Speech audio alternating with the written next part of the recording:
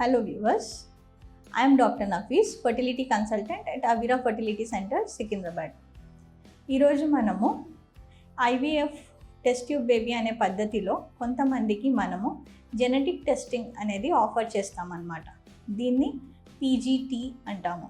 ఇది ఎవరికి చేస్తామంటే ఎవరిలో అయితే బర్త్ డిఫెక్ట్స్ ఉన్న చిల్డ్రన్కి ఎక్కువ రిస్క్ ఉంటుందో, అంటే ఫర్ ఎగ్జాంపుల్ మెటర్నల్ ఏజ్, ఆ లేడీ ఒక వయసు మోర్ దాన్ 35 years ఉన్న వాళ్ళకి, లేదా ఫ్యామిలీలో బర్త్ డిఫెక్ట్స్ ఉన్న పిల్లలు కనుక వాళ్ళ ఫ్యామిలీలో పుట్టి ఉంటే వాళ్ళ హిస్టరీ వైజ్ వాళ్ళకి, ఆర్ రిపీటెడ్గా ఐవీఎఫ్ చేయించుకుంటున్నా అండ్ కన్సీవ్ అవ్వలేని వాళ్ళకి, ఇలాంటి వాళ్ళకి మనం పీజీటీ అనే టెస్ట్ ఆఫర్ చేస్తాం.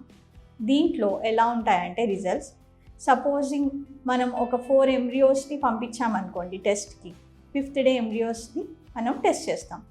సో వీళ్ళని పంపించామనుకోండి, అవుట్ ఆఫ్ విచ్ మనకి 1 or 2 maybe normal and remaining మనకి జెనెటిక్గా అబ్నార్మల్గా రావచ్చు.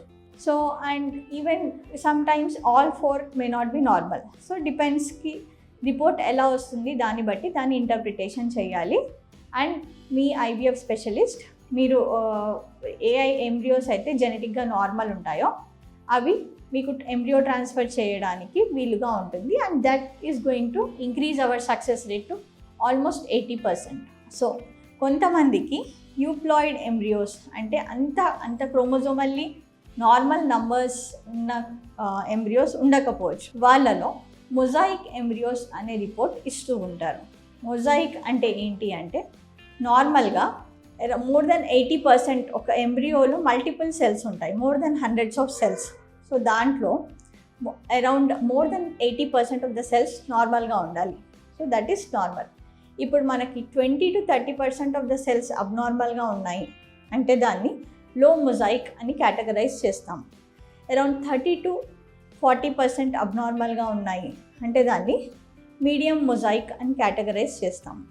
అరౌండ్ మోర్ దెన్ 50% ఉంటే మనకి హై మొజాయిక్ అని కేటగరైజ్ చేస్తాం. వీళ్ళలో మనం లో మొజాయిక్ అంటే మోర్ దెన్ 20 to 30% అబ్నార్మల్ సెల్స్ ఉన్నా కానీ ఈ ఎంబ్రియోస్ని మనము డిస్కార్డ్ అయితే చేయలేము. We can transfer this embryos. Sometimes అవి యూట్రస్లో, లేడీ యొక్క యూట్రస్లో పెట్టాక అవి సెల్ గ్రోత్ అయ్యి మల్టిప్లై అయ్యేటప్పుడు దిస్ కెన్ ఆటో కరెక్షన్ అయ్యి మనకి నార్మల్ ఎంబ్రియోగా తయారై నార్మల్ బేబీ పుట్టొచ్చు. There are high chances. So low and medium mosaic ఎంబ్రియోస్ని మనం definitely we can go for embryo transfer.